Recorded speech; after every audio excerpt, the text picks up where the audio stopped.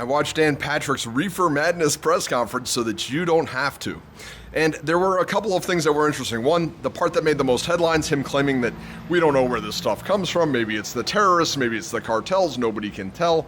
That was wild. And he has no proof for that. Absolutely. He didn't cite any proof. He was just wildly speculating, doing what he does best, which is basically just ginning up controversy for sound bites. And it was wild. I don't even know how to address it because he didn't say, well, this is why I think this. He brought absolutely no sources, just made this claim out of nowhere.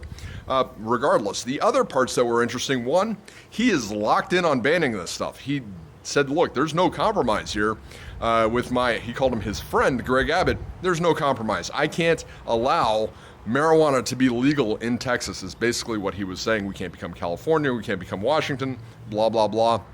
That was his claim. The other is that he can't regulate, that the state of Texas with 80,000 police officers can't regulate the 8,000 to 9,000 smoke shops. And that claim he made despite somebody asking him, well, what about alcohol? There's a lot more places than that sell alcohol. And really, that brings up, I think, the biggest problem that Patrick has is that you can regulate alcohol because you have common sense regulations. You have, this is what the package looks like. This is what the package has to look like. This is how much alcohol can be in there.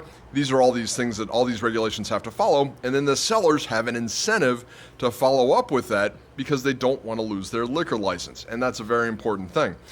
So I think that his press conference was clearly just reefer madness. I think that he needs to take a step back and look how he can create a common sense regulatory framework that sellers and users can rely upon to get a reliable product into the hands of Texans. And I think that's what most Texans would like.